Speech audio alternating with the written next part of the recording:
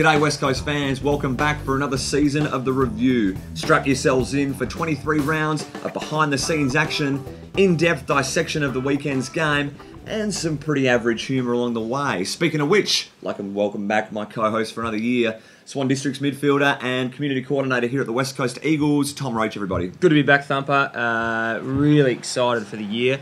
Not a great start to the year by the boys last weekend, but hopefully I can turn around. No, I want to kick the show off on a good note, but unfortunately the boys couldn't do it with a 28-point defeat to the Dockers. No, started well, but got overran by the speed of the midfield of the Dockers. So hopefully we can turn around this week. Look out, Hawks. Lacroix, give him a moment and he will take it.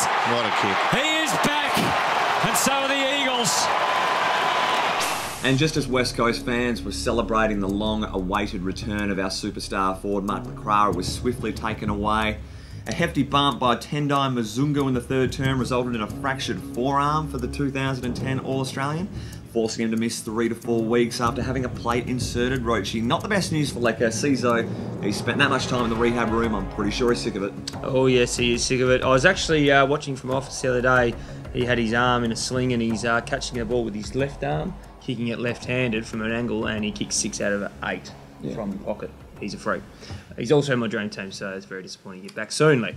Never good news when injuries really dominate the headline of the show, but unfortunately it was a big one with Eric McKenzie straining the hammy last week, being forced to miss the Hawthorn clash and subsequently the matchup on Buddy Franklin. Did the same in round 23 where he wasn't able to play on him, so no good. But on the better side, Daniel Kerr making his return to Waffle this week for the Sharks. Oh, handy inclusion, Roachy. Very glad Swan Districts aren't playing East Fremantle this week, but he'll be very good, I would have thought. But on the tip of everyone's lips, it's Nick Nananui. When's he returning? John Worsfold gave a pretty clear statement of his status during the week. He hasn't been able to step up to anywhere near full training yet. So until he does that, he's probably still 3 weeks away from playing. He probably needs 3 good weeks where he's doing full load on the track. And we want to prepare Nick to be able to come in and play like full games. We probably won't go down the option of giving him a half a game in a reserves team somewhere. Well, if Jack Darling's calling himself the king, then I guess the queen is back. Josh Kennedy in ripping touch for round 1. Great to see the big man up there in sparkling form, Roshi, against the Dockers. Yeah, very good to see. Gives us something to kick to up there, Thumper, and he had 19 touches, 8 marks and 2 goals, and he looked like he's plucking everything, so it's good to see him back for the Mighty Eggs this year. Not just his stats that are the most impressive, but his work all around the ground, defensive pressure. There aren't too many forwards around like him. No, he's really moves very well for a big fella, and he's very agile, so he puts a lot of pressure on the defenders of the opposition. Ashton Hams, I guess, with Lecker's return, would certainly question whether he was going to start round 1, but an excellent pre-season from the Hammer made sure he was there. His first quarter was phenomenal, something like 11 touches, 2 goals, 5 tackles. And also attempted Mark of the Year, Roachy. Yeah, he's gone up and he went for it, missed it by a country mile. Please, Hammer, stay down, mate. You're 5'0". Tried the same last year, didn't he? I know, he's kidding himself. He can't even jump. So I don't know what he's doing, but he's going for marks left, right and centre, and I think he should be staying on the deck. I think the West Coast recruiting department really can put a tick in their box. Jamie Cripps showed a little bit on the weekend, played out a good NAB Cup and certainly a fine debut. He had 11 touches, 6 tackles, excellent defensive pressure, and also a couple of snaggers, including a ripper in the fourth. A little bit of banana action. Yeah, he was quite good for his debut, and hopefully we see some even better things to come from young Jamie. Look, moving away from the field, obviously Eagle Vision is back for another year. The television show centred right around the club. We're having a special this week on Beauty and the Beard. It's the new podcast that started up, Roachy. It's got Will Schofield, Cale Morton, and we see glimpses of Jacob Brennan. The boys have got a bit of talent. Yeah, they rate themselves pretty heavily. I think they've got us covered, but they clearly don't. Probably do. No. Mort's is kidding himself. He's really talking himself up and reckons he's the only one with radio experience. So doesn't mind himself, Morts. Yeah, look, I think I'm in the class above you guys. With all due respect, I've got a couple of years of experience under my belt.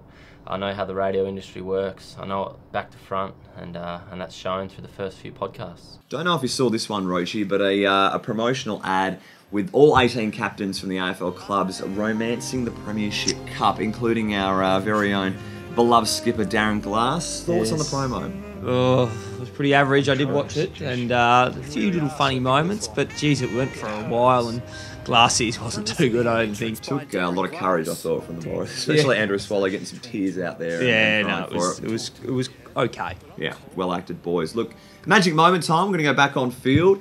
It's hard to go past this one. Andrew Emley was actually nominated for Mark of the Year with this gutsy effort.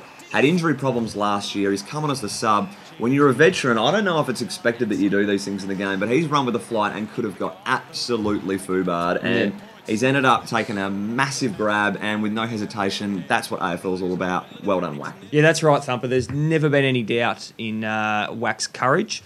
Look, my magic moment, not from our game. Okay, this is that amazing that I had to plug it from another game, and it was the Essendon Adelaide game from a couple of weeks ago. The lady doing the coin toss forgot to bring the coin. Crucial. It is crucial. I think if you've got one job to do, bring the coin. But anyway, they had to resort to primary school tactics. If you have a look at this. Put your hands behind your back and move the whistle around, and then choose a hand, left or right. Out of coins. Your call. It has been a tough summer, Bruce. What are we, in under nines? Yeah, no good there. Look, let's go to the team. Sunday afternoon, it's the final game of the round. Both teams looking for their first victory of the season. Looking at the ins for West Coast, they've got Sammy Butler, Jacob Brennan, a couple of half-backs there.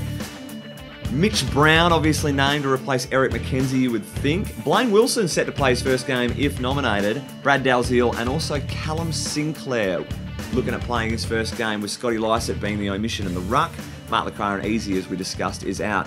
Big opportunity for the 23-year-old ruckman from Subiaco, Richie. Yeah, look, he was really good in the waffle last year before getting injured, so hopefully he's ready to take the step up in the AFL, and we need him to step up and help Coxie out. Yeah, unless Cox rocks all day, you'd assume that he will probably get the call up, but let's wait till 3 p.m. to find out. Look, it is a massive game against the Hawks. I want to put in the match winner early. I did the same for round 23. It's Mitch Brown. He's probably going to get the match up on Buddy, you would think. Had a belter of a game against Franklin last time they played, despite Buddy kicking 4 goals in the first quarter. Review the tape, wasn't all Brownie's fault, I can tell you.